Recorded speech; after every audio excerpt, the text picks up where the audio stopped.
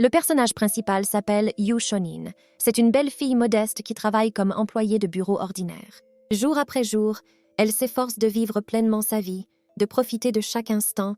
Mais un jour, alors qu'elle rentrait du travail et s'engageait sur un passage piéton, un énorme camion l'a heurtée. D'une manière ou d'une autre, elle s'est réveillée et a réalisé qu'elle avait lu un chapitre supplémentaire d'un roman en ligne qu'elle avait lu la veille de son décès.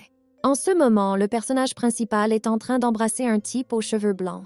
Lorsqu'ils eurent terminé, Yu Shonin regarda l'homme et fut stupéfait de voir qu'il s'agissait du prince Albert Grey.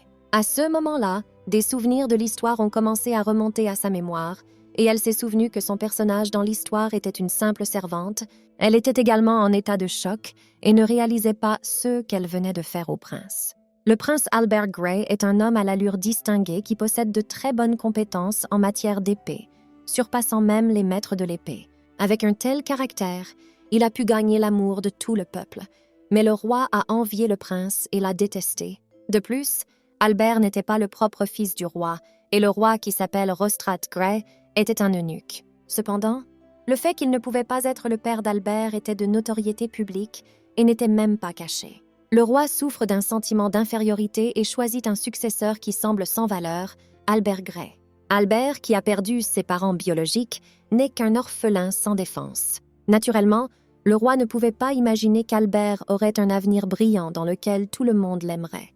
Alors le roi, dont l'esprit était obscurci par la haine et l'envie de son fils à naître, calomnia le prince et l'emprisonna dans une tour. Dans la tour, sur laquelle 30 hauts magiciens avaient jeté un sort de scellement, Albert était donc abandonné, et sa solitude n'était partagée que par sa servante, elle aussi confinée dans la tour de l'hôtel. De plus, le roi voulait briser complètement le prince. Il a donc choisi Albert, une servante qui était folle de lui, et cette servante s'est avérée être le protagoniste. En outre, le roi a même offert à cette jeune fille une baguette magique, avec laquelle elle pouvait faire tout ce qu'elle voulait. La baguette est un outil qui permet de contrôler le corps d'Albert. C'est aussi la clé qui permet d'entrer dans la tour. Albert ne pouvait donc même pas quitter ou entrer dans la cuisine sans la permission de la servante. Et toute la vie du prince était entre ses mains, d'abord de légères étreintes, puis des baisers. Et plus encore, la servante a tout fait pour troubler la tête du prince. Mais le prince n'était pas dupe. Après avoir habilement séduit la jeune fille, il a réussi à obtenir le pouvoir de la baguette. Et 1 an après son emprisonnement, Albert s'évade de cette tour. Aussi, pendant toutes les années où il a été emprisonné dans cette tour, il a caché sa haine pour cette servante afin d'obtenir le bâton.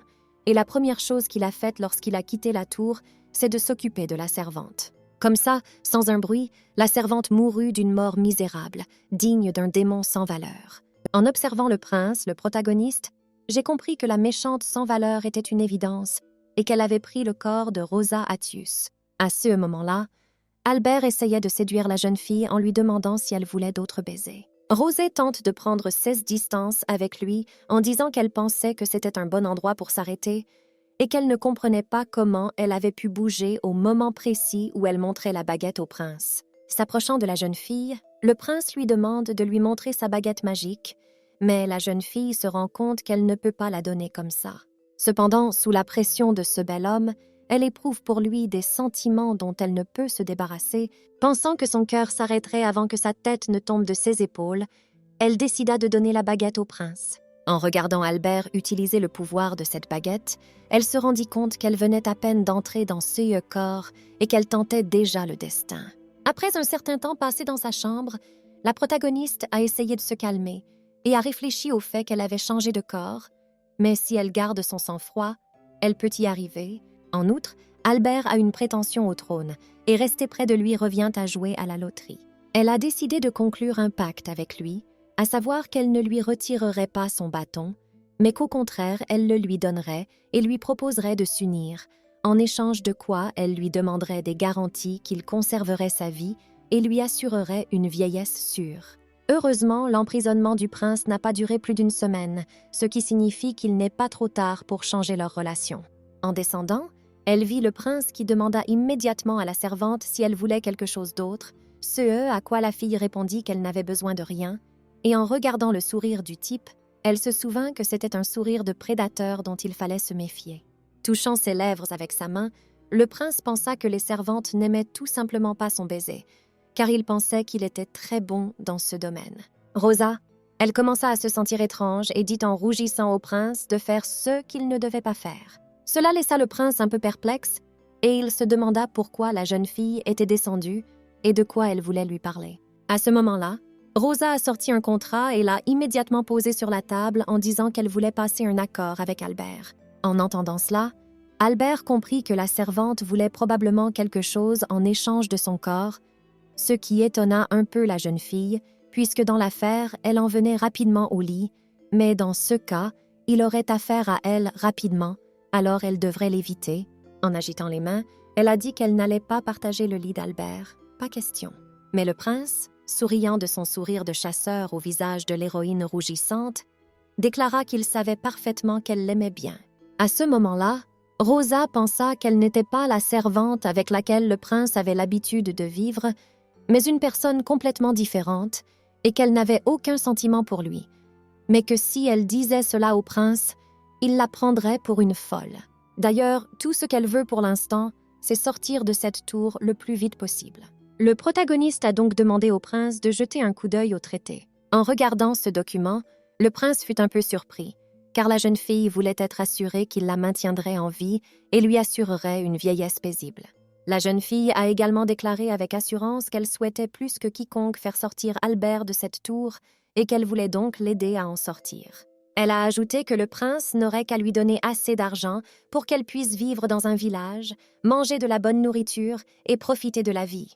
De plus, Rosé a demandé à Albert de lire ce contrat jusqu'au bout, car il y avait une clause garantissant qu'il n'y aurait pas d'attouchement sans le consentement des deux parties. À ce moment-là, Albert est complètement déconcerté et n'arrive pas à croire que l'homme en face de lui est toujours le même.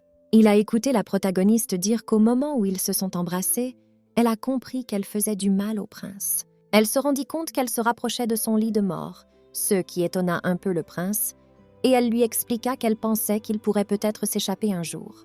Albert était perplexe. Il ne comprenait pas de quoi la servante parlait et ce qu'un simple baiser avait à voir avec le fait qu'elle ne puisse pas survivre. Puis il se leva, s'approcha de la servante et commença à lui toucher tendrement le visage, disant qu'il l'avait aimée dès leur première rencontre. À ce moment-là, Rosa essaya de se calmer, car elle se rendait bien compte que le prince essayait simplement de la séduire. Le prince a également demandé à la fille de s'approcher de lui, mais elle n'a pas compris pourquoi elle devait le faire, et elle a demandé au garçon s'il allait l'embrasser à nouveau, et elle a réalisé que c'était un moment important pour gagner la confiance du prince. En entendant cela, le prince répondit qu'il souhaitait certainement l'embrasser et demanda à la jeune fille si elle n'y voyait pas d'inconvénient.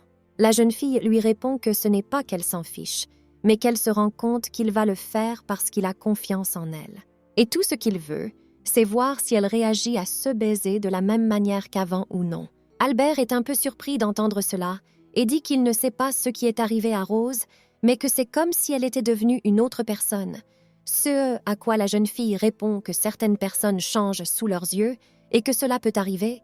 Albert, d'accord avec la jeune fille, la saisit immédiatement par la taille et, la regardant droit dans les yeux, lui dit que les servantes avaient raison. Cependant, il ne l'avait pas encore examinée et il devrait faire une autre expérience. Et si Rosa ne veut pas le faire, elle doit simplement le dire. Les héros tombent ensuite sur le lit et commencent à s'embrasser passionnément. Mais le protagoniste est complètement déconcerté et souhaite que cela se termine le plus vite possible. Au bout d'un moment, ils ont fini de s'embrasser. Rose est restée allongée sur le lit, complètement déconcertée, heureuse que ce soit enfin terminé. À ce moment-là, Albert a demandé à la jeune fille s'il pouvait jeter un autre coup d'œil au contrat, ce à quoi la jeune fille a immédiatement consenti. Le prince se demanda comment il pourrait être sûr que la servante respecterait les termes du contrat. La jeune fille qui lui a montré le contrat lui a demandé de le signer simplement avec de la magie. En entendant cela, Albert a été un peu surpris et n'a pas compris comment la fille avait pu savoir qu'il avait des pouvoirs magiques. Depuis que la protagoniste a lu le roman, elle sait qu'Albert conserve dans son plan le fait qu'il peut utiliser des pouvoirs magiques, mais qu'il n'en a parlé à personne. En souriant, elle a répondu qu'elle ne faisait que deviner. Et elle a expliqué au prince que s'il voulait tant voir le bâton, c'est parce qu'il allait essayer de dissiper sa magie. Albert s'étonnait de l'intelligence de la servante, et il ne savait même pas qu'elle pouvait penser à une telle chose. À ce moment-là, le principe se demanda pourquoi la servante avait décidé de lui montrer la baguette magique, puisqu'elle n'en tirait aucun profit. Mais la jeune fille a répondu avec inquiétude qu'elle venait de perdre la tête devant ses charmes. Albert dit que, malheureusement, sa magie ne fonctionne pas ici et qu'il doit donc étudier le bâton avec soin. À ce moment-là, Rosa s'est levée et s'est approchée du prince, réalisant qu'il serait de sa conscience de respecter les termes de l'accord, ce à quoi le prince répondit que s'il avait confiance en elle, il aurait accepté. À ce moment-là, la jeune fille commença à trembler un peu, mais elle savait qu'il ne fallait pas céder à la peur. Elle explique donc au prince qu'elle a fait tout ce qui était en son pouvoir, à savoir rédiger un traité mutuellement avantageux, et qu'elle a même passé l'épreuve du baiser.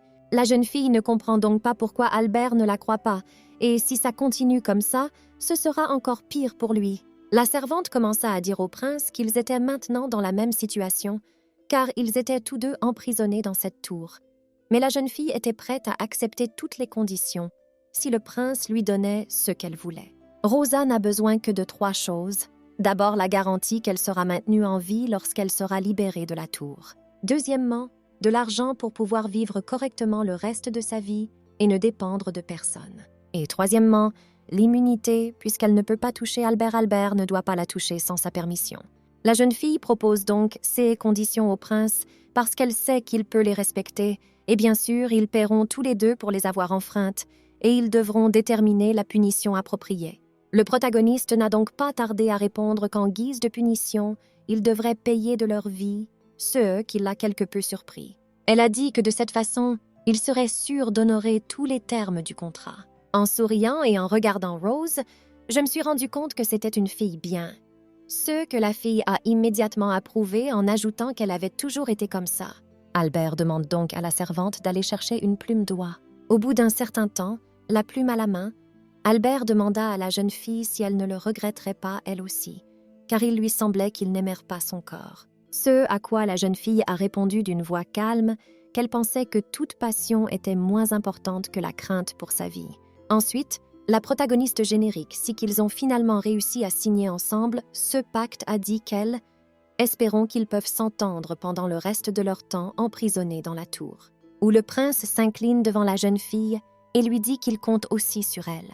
Le lendemain, la protagoniste s'adonne à ses activités habituelles de bonne, c'est-à-dire que, conformément au contrat conclu hier, Albert est désormais son très puissant employeur. C'est pourquoi elle n'est pas confrontée à une mort imminente après sa libération de cette tour. De plus, Albert a promis de lui donner assez d'argent pour qu'elle puisse vivre jusqu'à la fin de ses jours. Mais jusqu'à ce que le plan soit mis en œuvre et que vous deviez prendre soin de votre client.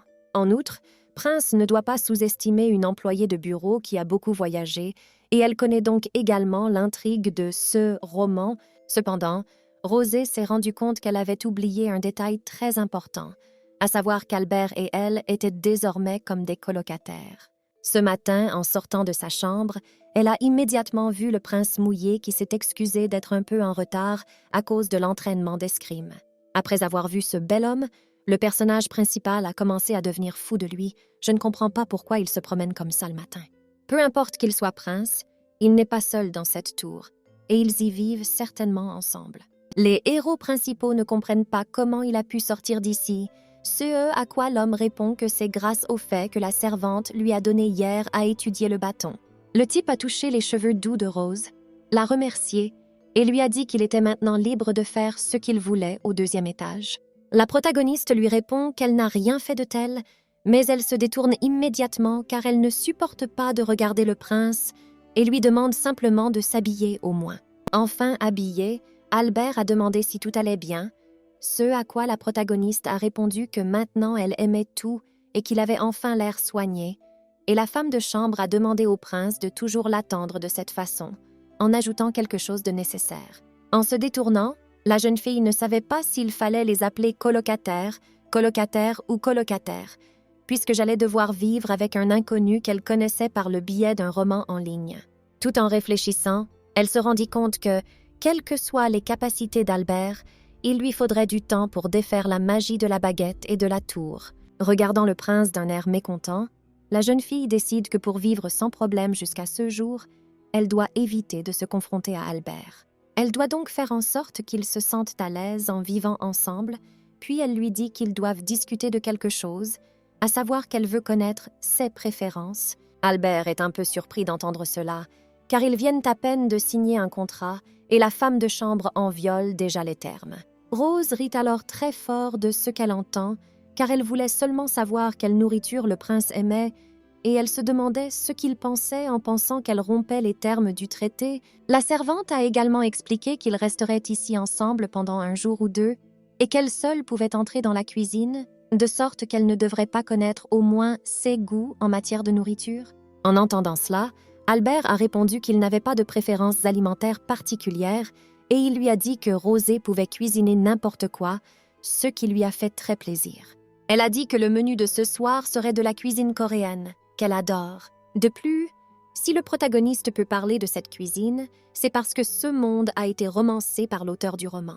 Par ailleurs, le personnage principal a rappelé que dans sa vie passée, lorsqu'elle a lu ce roman, elle n'a pas compris comment, dans une fantaisie romantique, stylisée à l'européenne, on pouvait manger de la nourriture coréenne. En regardant son téléphone, la jeune fille ne comprend pas pourquoi il y a tant d'ingrédients. Mais en fait, un si grand nombre d'ingrédients de ce roman sont dus au personnage principal, Seo In-na.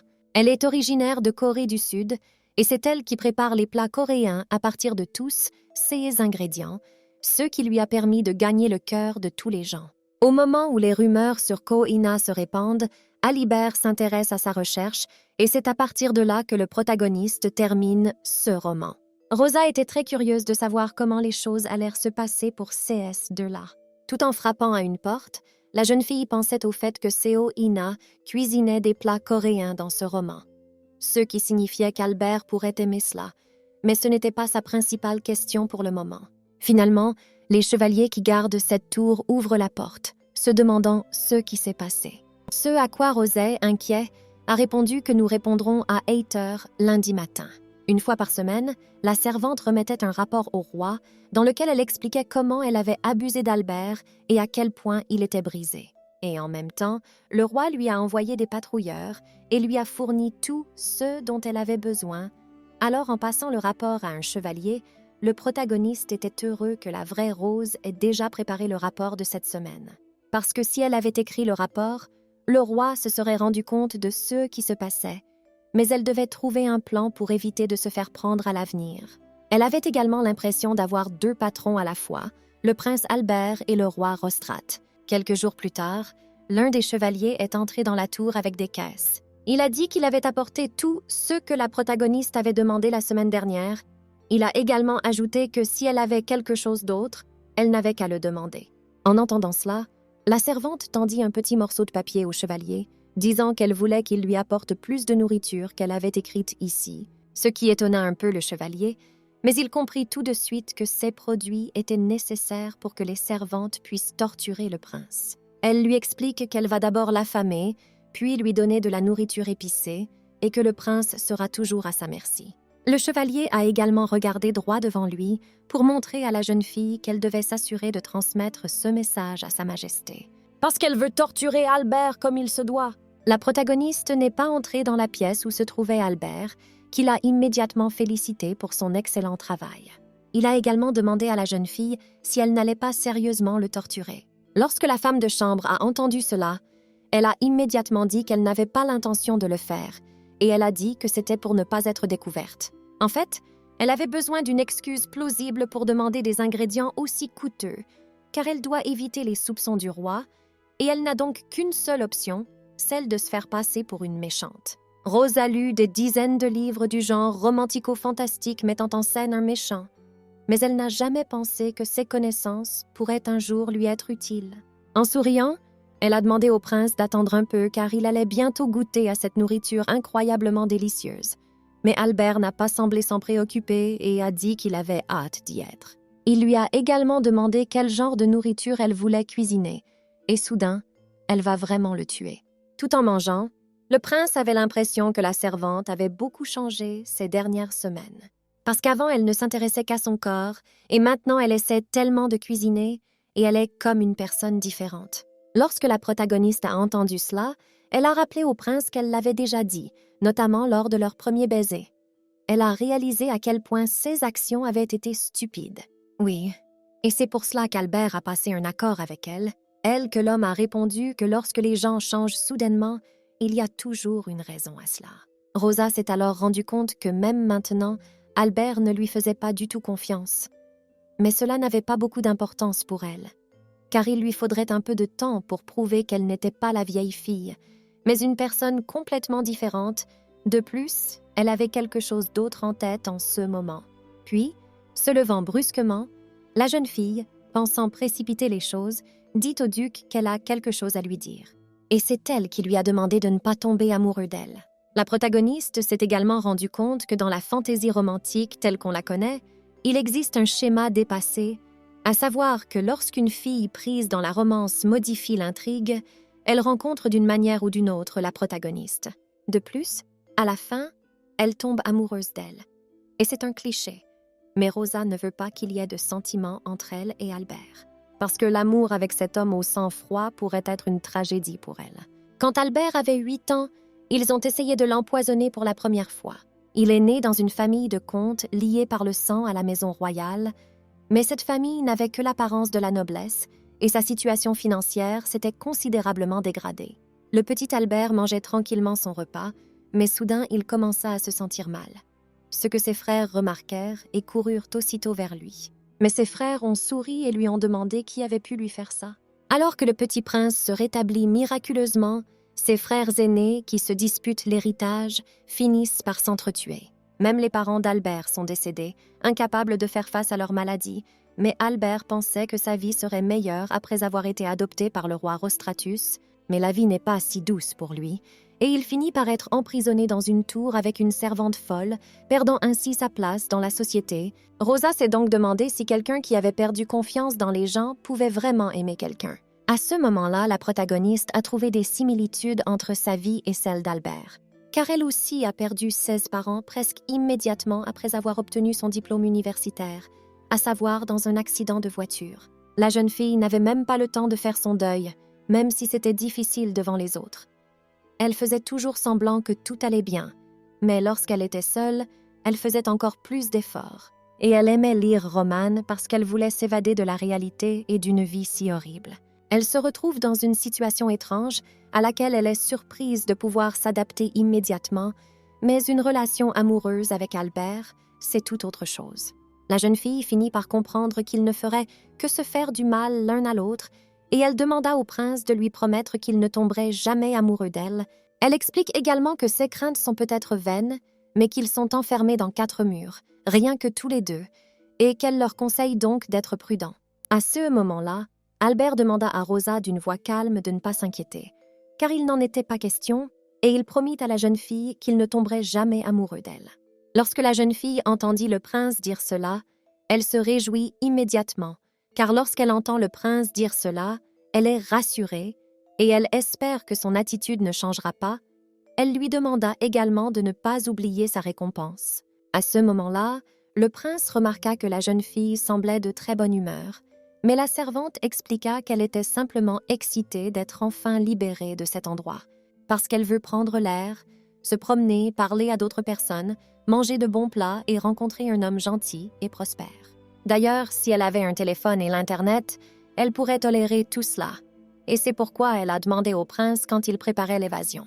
Ce qui a laissé le principe un peu confus, et il a dit qu'il n'y avait pas de problème pour sortir d'ici.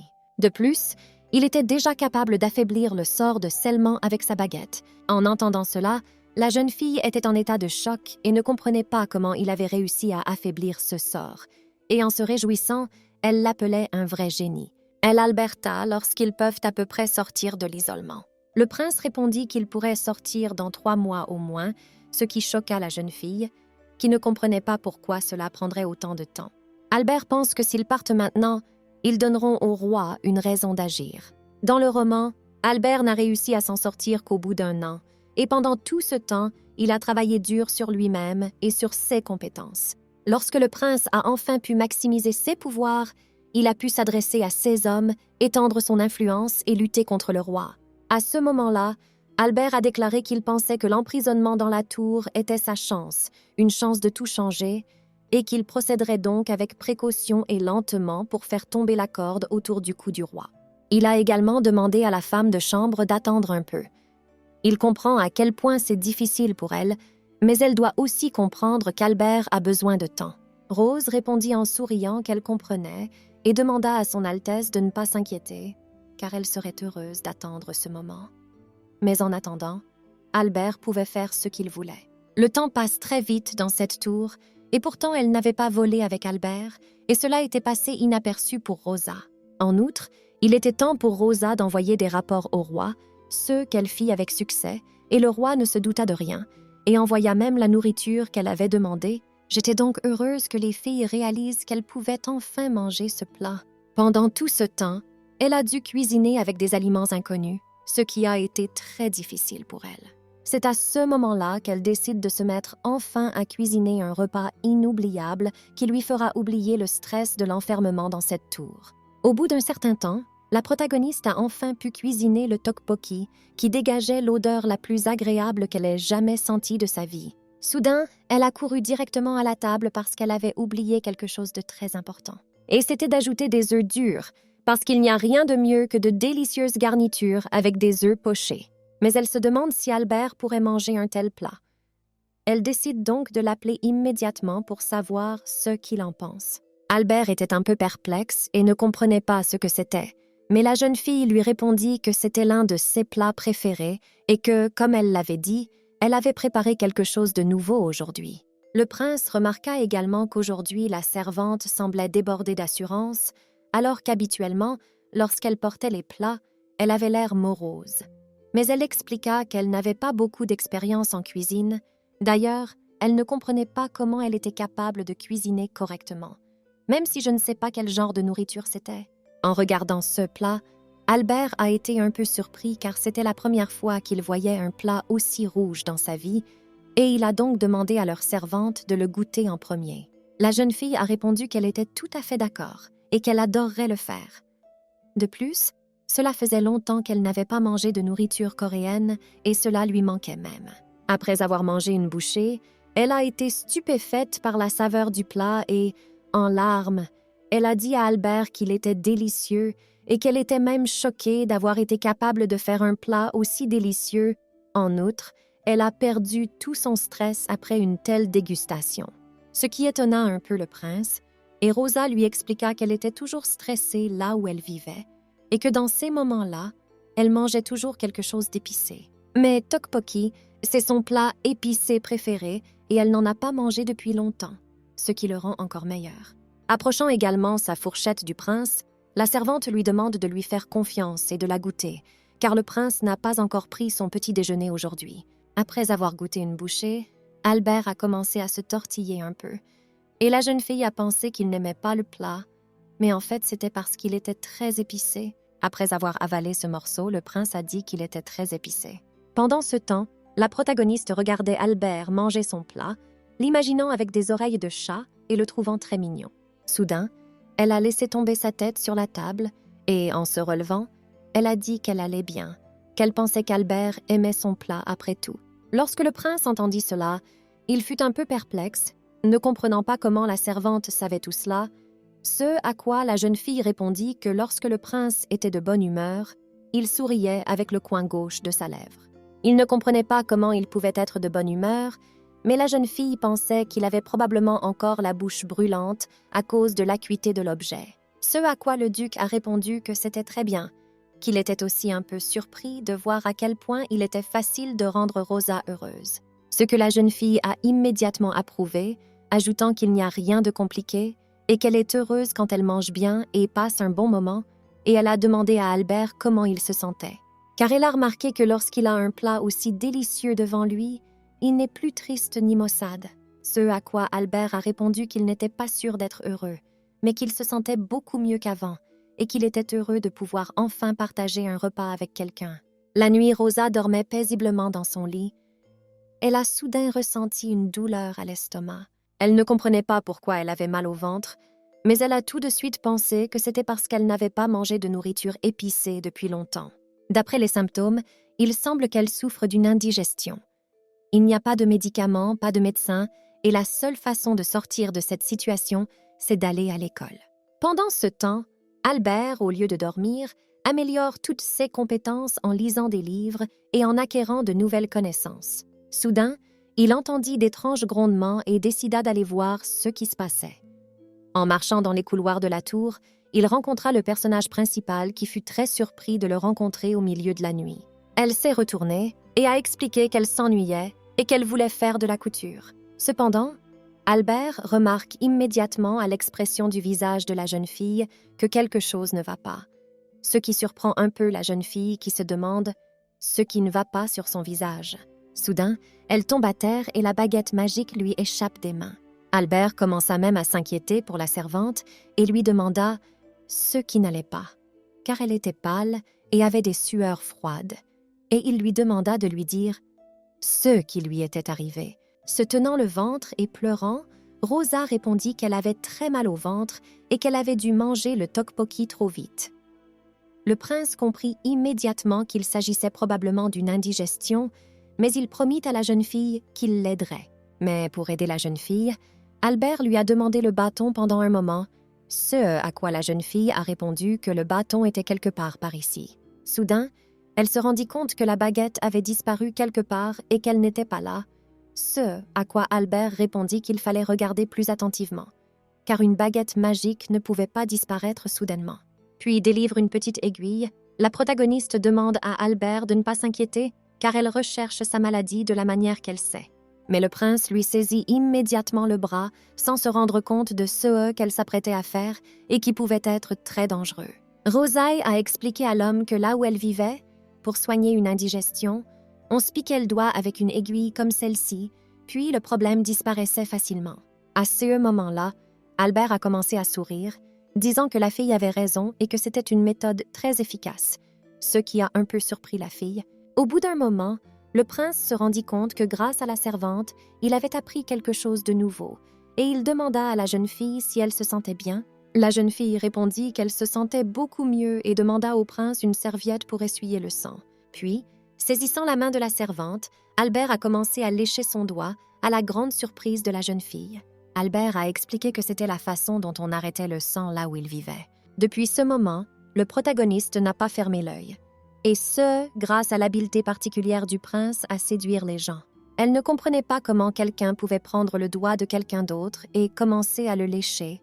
D'ailleurs, même en y pensant, Rose se sentait très étrange. Et elle ne comprenait pas où c'était si élevé d'arrêter le sang. En regardant sa main, elle n'a pas réalisé ce qu'Albert pensait à ce moment-là, et elle a donc supposé qu'il était en train de flirter avec elle. Ils ont soudain réalisé qu'ils n'étaient pas ensemble depuis si longtemps, et qu'il pouvait s'agir d'un cliché comme « on ne peut pas s'écarter de l'intrigue ». Cependant, elle a commencé à spéculer sur le fait que le prince pourrait en fait l'aimer, et s'est surprise à penser qu'elle était probablement folle. Ce n'est qu'une question de temps avant qu'un homme et une femme célibataire ne tombent amoureux l'un de l'autre, surtout si l'homme est aussi beau qu'Albert. Mais Rosa ne voulait pas qu'Albert tombe amoureux d'elle. Elle devait donc quitter la tour le plus vite possible et vivre une vie tranquille, et elle ne devait en aucun cas se rapprocher de lui. Pendant plusieurs jours, la jeune fille décida de ne pas s'approcher du prince et essaya par tous les moyens d'éviter sa présence. Pendant 4 jours, elle a donc menti à Albert en lui disant qu'elle avait des choses urgentes à faire, qu'elle ne pouvait donc pas lui parler et qu'elle faisait tout ce qu'elle pouvait pour l'éviter. Pendant ce temps, la servante est à la même table que le prince, qui n'est pas content d'avoir aidé la jeune fille à arrêter le sang, et qui ne le verra probablement plus de toute sa vie. Il a également ajouté qu'il faisait juste un peu de guérison et qu'elle l'avait mal interprété. En essayant de cacher ses larmes, la protagoniste se rend compte que ses tentatives pour éviter le prince seront certainement remarquées car il y a très peu d'espace dans cette tour. Mais elle ne comprend pas à quoi cela servira et veut trouver un autre moyen de sortir.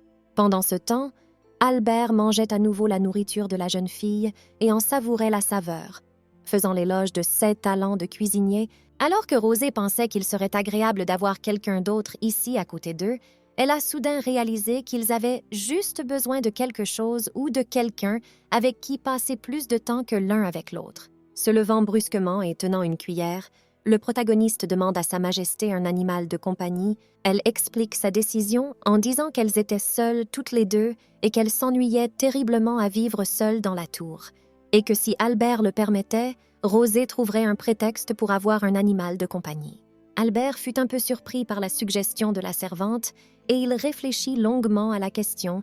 Alors que la jeune fille le suppliait de lui laisser un animal de compagnie, le prince finit par décider qu'il le pouvait, ce qui plut à la jeune fille, qui se leva brusquement et déclara qu'il n'y avait plus de retour en arrière possible. Au bout d'un moment, il ouvrit la porte de la tour où il informa la servante que ses rapports avaient été reçus par le roi. Le chevalier était également accompagné d'un petit animal qui était très mignon.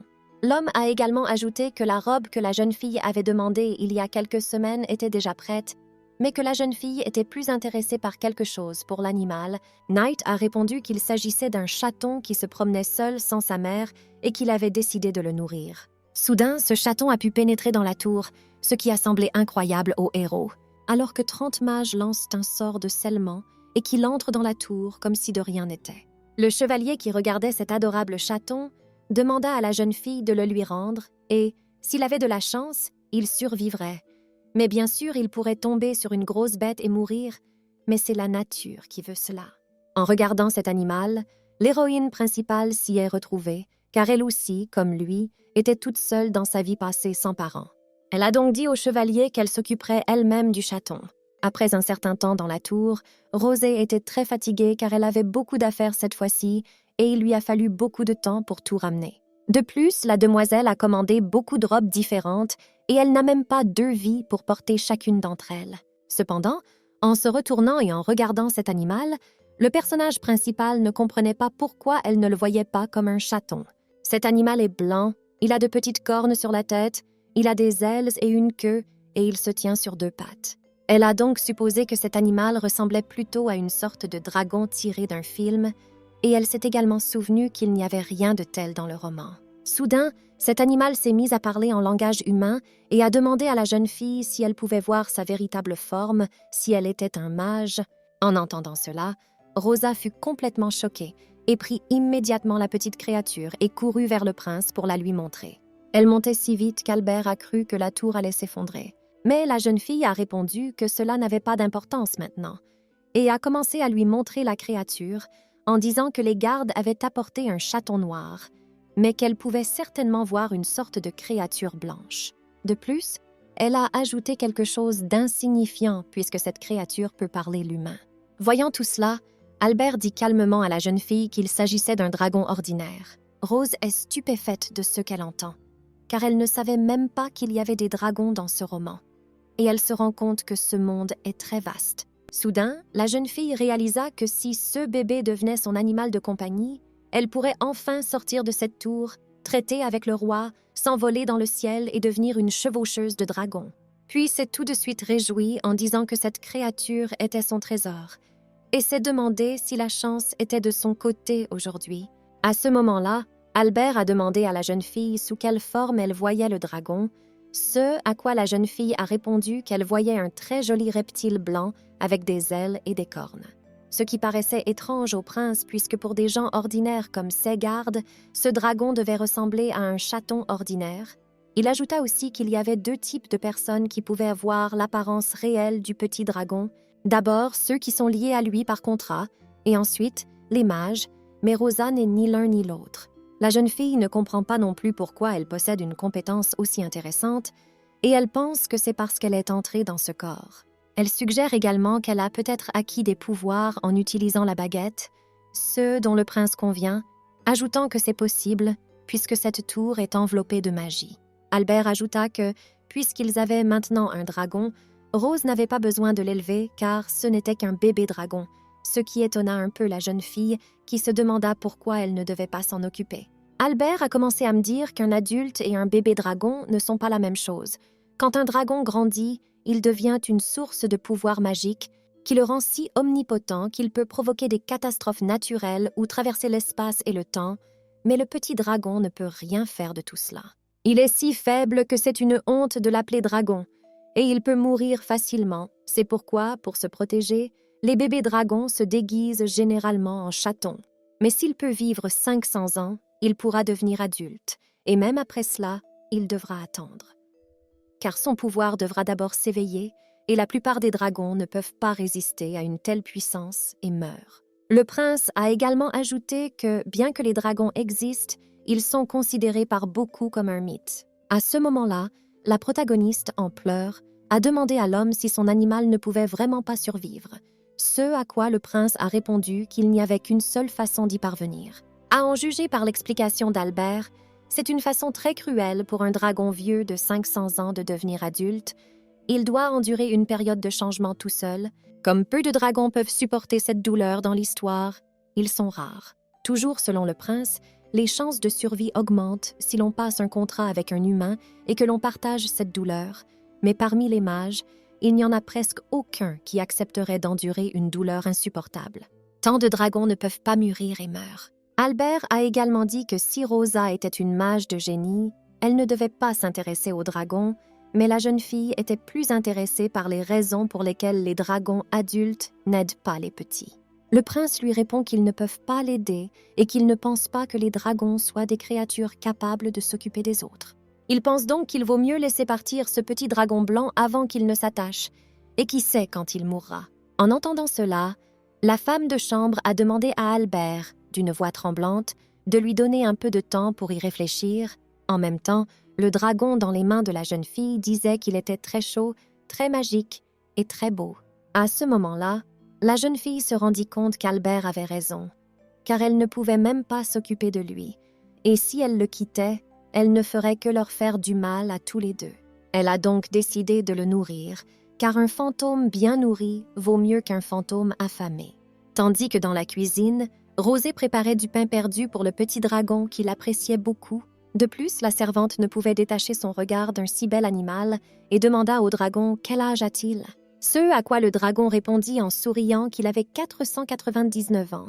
La protagoniste a alors immédiatement réalisé que le 500e anniversaire était dans moins d'un an, ce qui l'a choquée. Elle se rendit compte que ce bébé allait avoir 500 ans, ce qui signifiait qu'il risquait de mourir bientôt, et que si elle le laissait maintenant, personne ne s'occuperait de lui, à moins qu'il n'ait beaucoup de chance et qu'il soit un mage fort.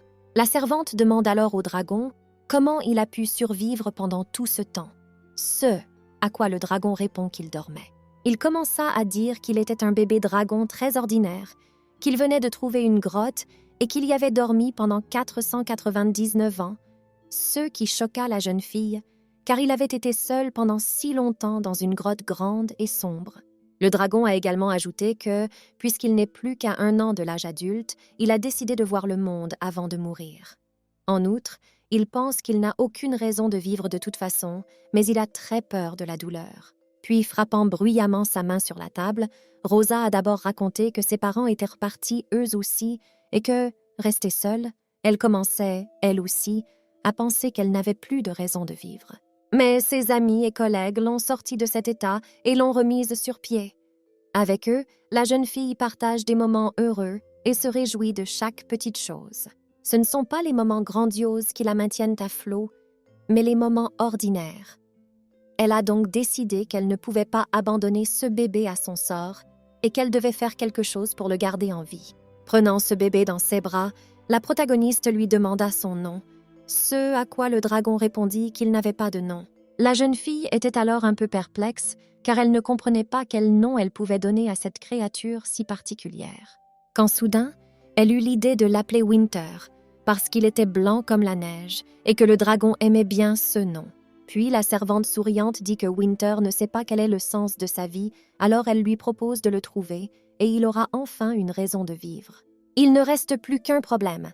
Comment annoncer la nouvelle à ce grincheux d'Albert qui ne voudra probablement pas d'un dragon comme animal de compagnie?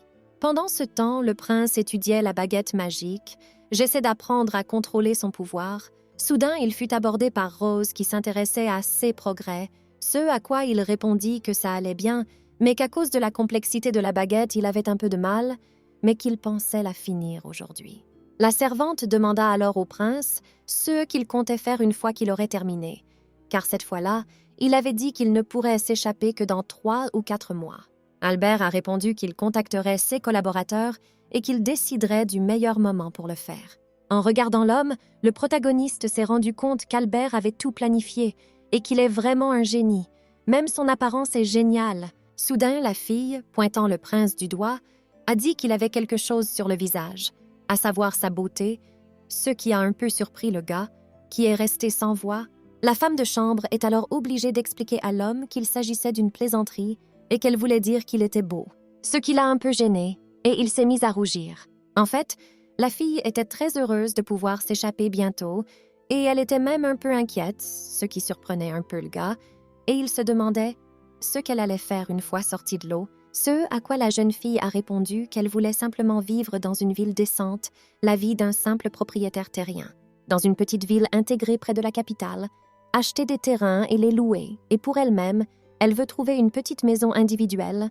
Elle va faire tout cela pour ne jamais avoir de problème d'argent, et elle veut aussi voyager, monter sur un bateau et partir en voyage. Elle veut trouver un restaurant célèbre et commander tout le menu. Et après les plats principaux, elle a bien sûr besoin d'un dessert, car elle adore les sucreries. Rosa a donc décidé d'engager un pâtissier talentueux pour lui préparer les desserts les plus délicieux. En entendant cela, Albert dit d'une voix calme que son désir était plus terre à terre qu'il ne le pensait, et la jeune fille acquiesça, ajoutant qu'elle aimait la beauté, mais qu'en fait, une vie aussi ordinaire, bien qu'heureuse, était la chose la plus difficile de toutes. La femme de chambre a également ajouté qu'elle ne pouvait qualifier ni sa vie, ni celle de son mari d'ordinaire, mais qu'elle voulait simplement vivre pour profiter des petits plaisirs.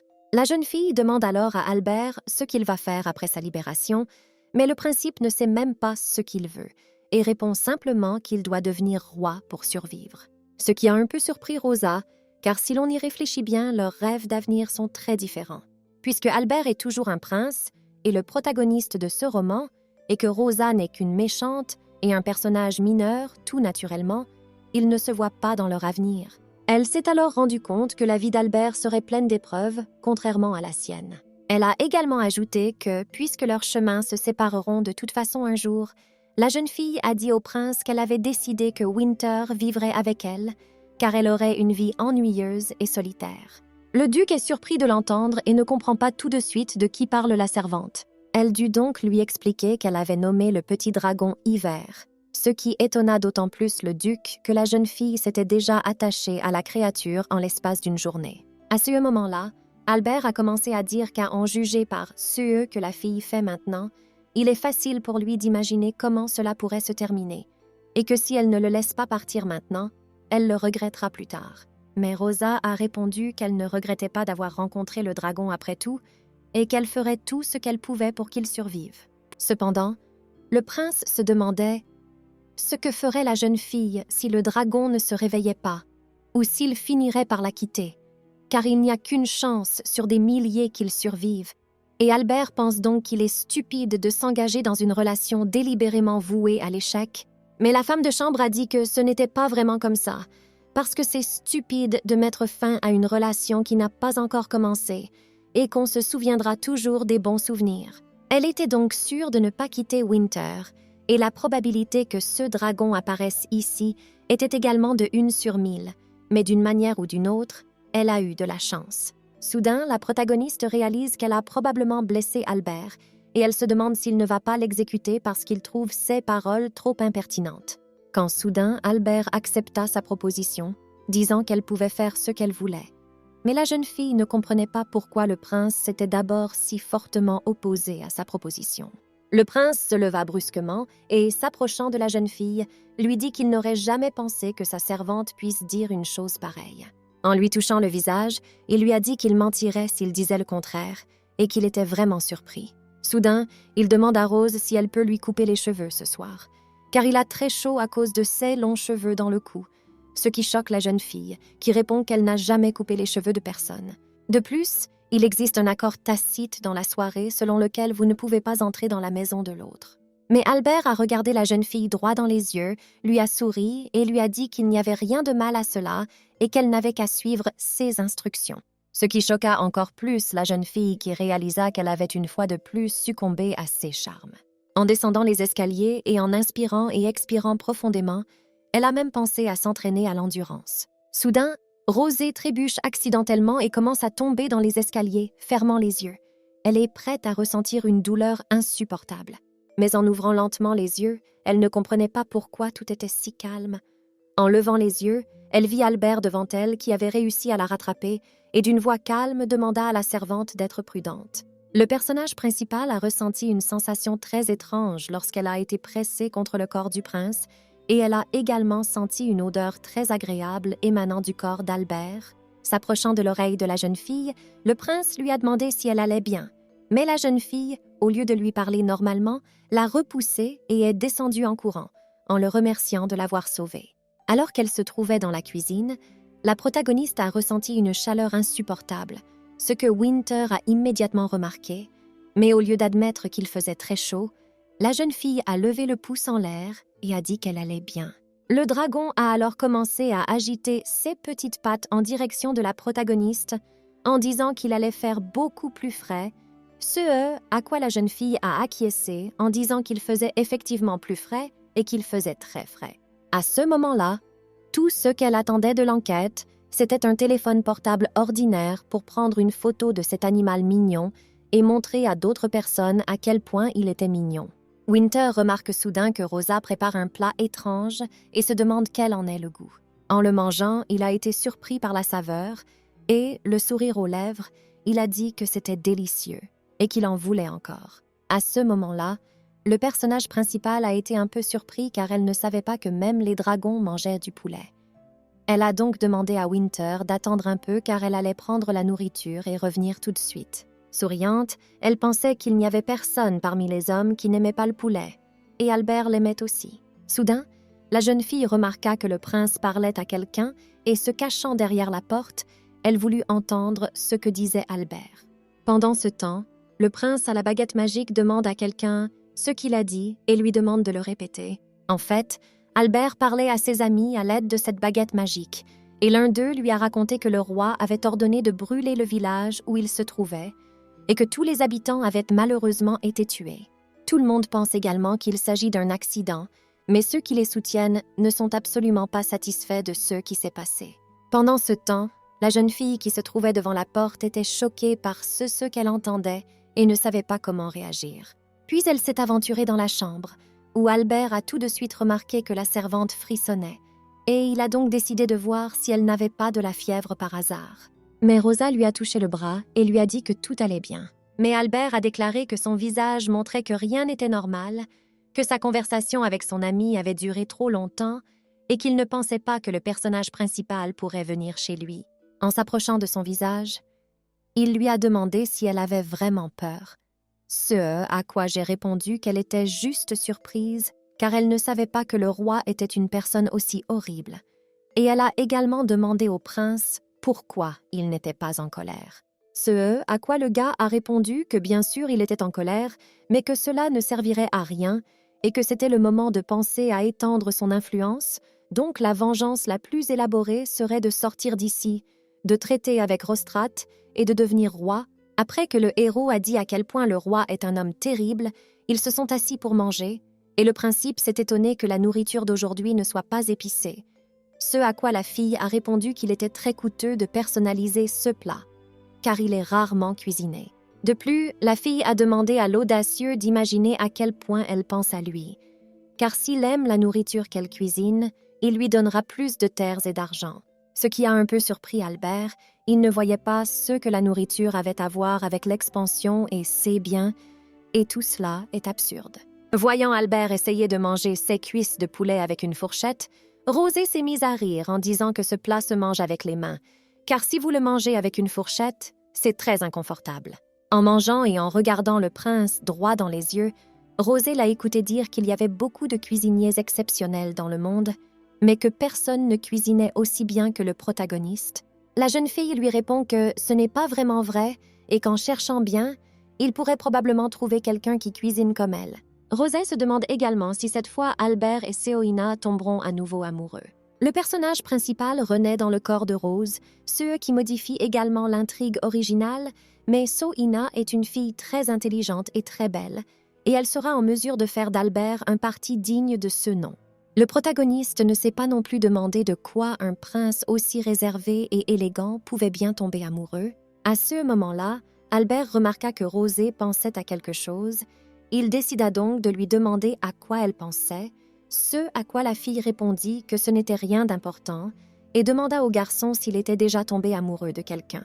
Albert était un peu gêné et il ne comprenait pas pourquoi la femme de chambre voulait savoir cela, mais il a quand même répondu qu'il était amoureux. Il était très jeune à l'époque et son amoureuse avait de grands yeux magnifiques. Mais après avoir dit cela, il s'est arrêté tout de suite et a dit qu'il devrait retourner manger, ce qui a surpris Rosée, et elle n'a pas compris pourquoi Albert s'arrêterait tout de suite. En regardant son visage, je me suis surtout rendu compte qu'il était heureux et que son humeur s'était améliorée. Nuit de ce jour, Albert était dans sa chambre en train de prier, suppliant Dieu de pacifier ce monde et les âmes des hommes injustement sacrifiés par Rostratus. Soudain, il remarqua que la baguette brillait, et lorsqu'il la ramassa, il s'aperçut que son ami Liam voulait le contacter pour lui dire quelque chose d'important. Liam se rend compte qu'Albert pourrait être découragé par les nouvelles d'aujourd'hui, mais il y a encore une chose qu'il doit lui dire. Le prince répond que tout va bien et demande à son ami de se calmer et de lui raconter ce qui s'est passé. Liam a commencé à parler tout d'abord de la situation avec la tour magique, à savoir qu'il a fait une liste des mages qui ont jeté des sorts sur la tour et sur Shur environ la moitié d'entre eux, et maintenant, il est à la recherche de ceux qui restent. Liam a également ajouté, inquiet, qu'il pensait que les héros devraient bientôt quitter la tour pour un certain temps, ce qui a laissé le prince un peu perplexe. C'est à ce moment-là qu'Albert a réalisé que c'était vraiment sérieux et qu'il a compris. En regardant également la baguette, son ami a ajouté qu'il ferait de son mieux pour faire sortir Albert de la tour en un seul morceau, et que dès qu'il y parviendrait, il se débarrasserait de cette servante agaçante. Alors, il veut faire tout ce qu'il peut pour y parvenir. Albert est resté silencieux pendant quelques secondes, puis il a dit qu'il comprenait, mais a demandé à Liam de ne pas s'inquiéter pour Rosa à partir de maintenant. Parce qu'elle n'était pas aussi mauvaise qu'il l'avait imaginé, a dit les mots « Albert a suggéré d'en rester là ». Liam fut un peu surpris par les paroles du prince, mais il décida de l'écouter et s'inclina devant lui pour mettre fin à la conversation. En reposant la canne sur la table, Albertus se dit que lorsqu'il a été transféré ici pour la première fois et qu'il a rencontré la femme de chambre, il s'est rendu compte qu'il n'y avait pas eu de problème. Il n'avait alors qu'une idée en tête. Comment s'occuper d'elle rapidement après sa libération, mais maintenant, c'était comme si Rosée était une toute autre personne. Et c'est la raison pour laquelle ses sentiments pour elle ont tellement changé. Il pense aussi que, parce qu'ils vivent tous les deux dans une petite tour, son esprit est peut-être devenu vide. Pendant ce temps, la protagoniste était dans sa chambre, en train d'écrire tranquillement quelque chose sur une feuille de papier. Il s'est avéré qu'elle était en train d'écrire une liste de moyens pour aider les dragons adultes de Winter à se protéger, et la jeune fille a également pensé que pour que le dragon devienne fort, il devrait faire ce que font les humains, et tout d'abord, il faut travailler la force physique. C'est alors qu'elle a réalisé qu'elle devrait commencer à s'entraîner avec Winter, mais elle ne sait faire que des exercices de respiration.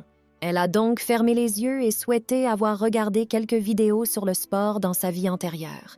Puis elle a commencé à penser à des personnes de son entourage qui auraient pu faire du sport, et c'est là qu'Albert lui est venu à l'esprit. Elle se promet de lui demander demain matin de lui en dire plus sur le sport, voire de l'aider pour l'hiver.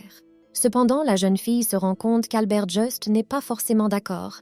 Le lendemain, Rosée se réveille tôt le matin et descend lentement vers la chambre d'Albert. Soudain, elle fut très surprise de voir à nouveau Albert presque sans vêtements, ce qui l'a mis très mal à l'aise. Elle a demandé à entraîner le dragon car il est le seul à savoir faire du sport. Elle explique qu'il s'agit de la première étape de l'éveil de Winter en tant que dragon, à savoir le développement de la force physique. Mais comme elle est très mauvaise en sport, Rosée décide de demander à Albert de l'aider. Ensuite, le prince sourit au protagoniste devant l'horreur d'une maîtresse impitoyable alors qu'elle s'apprête à jeter le bébé dragon au prince et à s'enfuir. Albert a donc suggéré à la jeune fille ce qu'il fallait faire, à savoir que la bonne s'entraînerait avec eux et que c'était la seule façon pour Albert d'être prêt à aider le bébé. Rosée s'est énervée et a demandé à Albert de lui donner moins de la terre, ce que le prince a immédiatement refusé et il était sur le point de décliner l'offre. Mais la jeune fille l'a immédiatement arrêté et lui a dit en criant qu'elle aimait le sport et qu'elle était prête à en faire. En souriant, Albert a dit qu'ils s'entraîneraient tous les jours sauf les week-ends et qu'ils s'entraîneraient ensemble tôt le matin. En entendant cela, la jeune fille a fait semblant d'être excitée, disant qu'elle avait hâte de commencer l'entraînement, même si elle ne pensait pas vraiment être qualifiée pour faire du sport.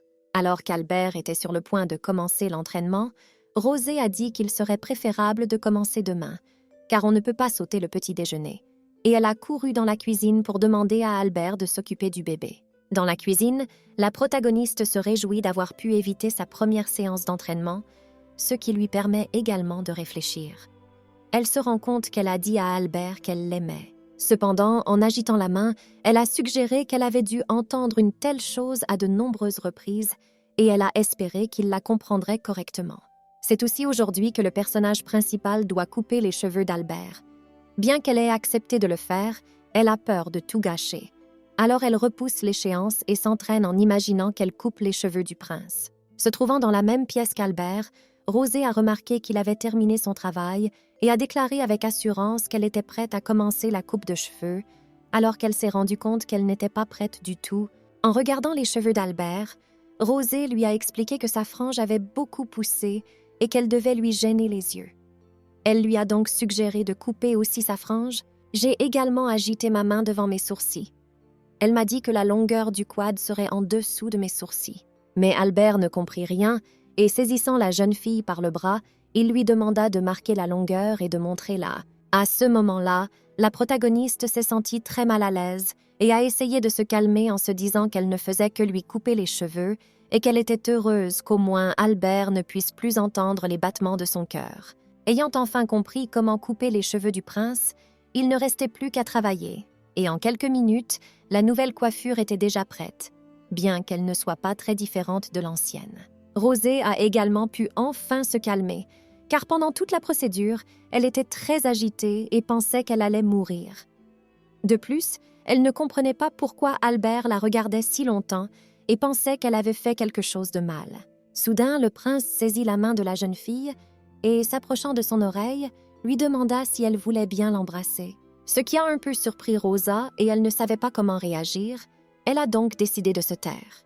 Comme la jeune fille ne répondait rien, Albert décida que cela ne la dérangeait pas et l'embrassa passionnément, alors que la jeune fille ne comprenait pas pourquoi elle ne pouvait jamais le refuser. Après avoir fini de l'embrasser, le prince a qualifié la servante d'étonnante, ce qui a fait penser à la jeune fille qu'Albert la voyait comme une servante mal à l'aise et qu'il était un prince inhabituel devant elle aussi. Puis elle a commencé à se répéter qu'il ne devrait jamais tomber amoureux. Mais ne pouvant plus contenir ses sentiments, elle demande à Albert s'il l'aime bien. Mais l'homme, au lieu de répondre, a demandé à la fille de répondre d'abord à sa question, à savoir ce qu'elle pensait de lui, ce à quoi la fille a répondu qu'elle le trouvait beau, mais que ce n'était pas de l'amour. En entendant cela, Albert s'est un peu énervé et s'est figé.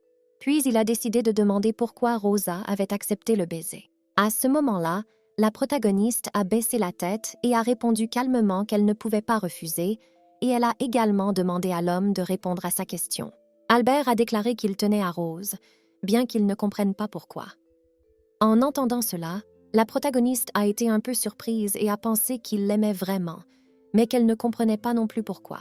Par ailleurs, Rosée du roman a tenté de subjuguer Albert en regardant le prince droit dans les yeux. Le personnage principal lui a demandé pourquoi il disait cela, puisqu'il lui avait promis qu'il ne tomberait jamais amoureux d'elle. Ce que l'homme a accepté, ajoutant que même si c'est étrange, Rose n'est plus la même qu'avant, et Albert n'est pas habitué à l'amour non partagé, et il a promis au personnage principal qu'il ferait tout ce qui est possible pour qu'elle l'aime. Rosa est alors en état de choc et convaincue qu'Albert l'aime vraiment. Elle a regardé la baguette et a remarqué qu'elle brillait à nouveau. Elle a donc dit à Albert qu'il semblait que quelqu'un voulait le contacter. Essayant de prendre le bâton dans ses mains, Albert a ajouté qu'il lui avouait définitivement ses sentiments, tandis que la protagoniste a réalisé que maintenant qu'ils comprenaient leurs sentiments respectifs, elle ne pouvait plus faire semblant de ne rien comprendre. Liam commence à dire que le duc Mason a été attaqué par un mage noir, que le duc est gravement blessé et que Liam pense qu'Albert devrait le voir en personne. En regardant le protagoniste, le prince a admis que, bien que ce soit un peu soudain, il devrait faire une retraite. Au bout d'un moment, lorsque tous les héros se sont changés, la protagoniste, tenant Winter dans ses bras, ne comprend pas comment ils peuvent sortir puisqu'il y a des gardes à l'extérieur. Albert se détourne et répond qu'ils ne sortiront pas par la porte, mais qu'ils voleront dans les airs, et il demande à la jeune fille de le suivre. Arrivé au 3e étage, Albert a commencé à utiliser sa baguette magique en l'agitant et de petits éclairs rouges ont commencé à en sortir, a soudainement ouvert un portail étrange qui a surpris le protagoniste. À ce moment-là, Albert a tendu la main à la jeune fille, ont-ils dit, et cela valait la peine de se confier à lui. Rose était très heureuse d'avoir enfin quitté la tour et elle ne pensait pas que ce serait si facile. À regarder le ciel nocturne. Elle a été frappée par la beauté, car cela faisait longtemps qu'elle n'avait pas admiré le ciel nocturne et respiré de l'air frais. Regardant également Albert, Rosée ne comprend pas pourquoi il n'est pas si heureux puisqu'ils ont enfin pu sortir de cette tour, ce à quoi le duc répond que malheureusement rien n'a changé et ils ne doivent pas s'arrêter et continuer. Et maintenant, ils doivent se téléporter chez Duke Mason, qui vit dans le nord. Lorsqu'elle entendit le nom du duc, Rosa fut un peu surprise et suggéra que l'homme devait avoir beaucoup de sang-froid ou être très beau, ce qu'Albert approuva, ajoutant que Mason était en effet très populaire auprès des filles. Avec un sourire en coin, il a demandé au personnage principal de Rouchy de s'intéresser à lui et de ne pas parler d'autres hommes. La protagoniste, nerveuse, a dit au duc qu'elle voulait maintenant essayer de se téléporter le plus tôt possible. C'est alors qu'Albert sort sa baguette magique et jette une sorte de sort pour les faire léviter, ce qui laisse le protagoniste en état de choc, sourire. Elle se rendit compte qu'elle aussi pouvait utiliser ce souffre si elle apprenait le sort. D'ailleurs, tous les sorts ne sont pas si compliqués.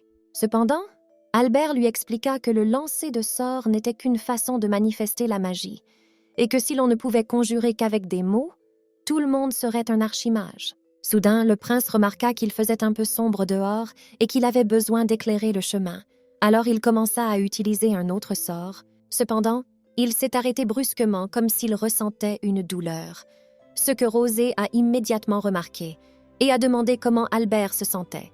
Mais l'homme a répondu que tout allait bien et qu'ils devaient d'abord se concentrer sur eux et sur l'affaire. Mais Rose n'est pas si facile à tromper. En regardant le prince droit dans les yeux, elle s'est dit que quelque chose ne semblait pas aller, et elle a donc décidé de s'enquérir à nouveau de son bien-être. Finalement, Albert redescendit sur terre et commença à utiliser un autre sort pour créer un portail. Il a également expliqué à la jeune fille qu'il s'agissait d'un cercle magique dans lequel se concentre tout le pouvoir. Il a également ajouté qu'il était important de mettre suffisamment d'énergie dans le cercle et de le représenter avec précision, car l'habileté à lancer des sorts joue un rôle très important. Le gars s'est retourné et a demandé à la fille de venir vers lui, ce qu'elle s'est empressée de faire. Près du portail, Winter a commencé à ressentir une sorte de sentiment étrange, comme s'il était attiré quelque part. En un instant, ils étaient déjà au nord devant le château du duc Mason. Devant l'immense portail, je ne comprenais pas comment il pouvait y avoir autant de neige alors que c'est encore le printemps. Soudain, des chevaliers apparurent devant eux, qui s'inclinèrent aussitôt devant les héros et les saluèrent. L'un de ces chevaliers était le baron Schubert Vergennes, qu'Albert n'avait pas vu depuis longtemps. Au même moment, le prince demanda immédiatement dans quel état se trouvait le duc, ce à quoi le baron répondit qu'il était gravement blessé. À ce stade, la protagoniste s'est sentie un peu mal à l'aise parce que personne ne s'intéressait à elle, comme si elle n'était pas là. Soudain, l'un des chevaliers donne au prince une veste de fourrure, qu'il met à Rosa, en disant qu'il fait très froid maintenant, et que ses lèvres sont bleues, et qu'au lieu de parler, elle reste assise et silencieuse. Les chevaliers étaient choqués et ne savaient même pas comment réagir. Au même moment, Albert, s'approchant de l'oreille de sa dulcinée, lui murmura que si elle voulait quelque chose, elle devait le dire tout de suite et ne pas rester silencieuse. En posant également sa main sur l'épaule de la jeune fille, Albert est présenté à ses chevaliers, disant qu'ils vivent ensemble dans la tour, et que Rosée est sa servante fidèle et dévouée. Vergennes est un peu surpris d'entendre cela, car il se souvient que le personnage principal était cette servante ennuyeuse qui était de mèche avec le roi et intimidait le prince. Et maintenant, Albert prétend qu'elle lui est fidèle. On dit qu'il est un peu distrait à cause de la situation avec le duc, et qu'il n'a donc pas salué Rose correctement.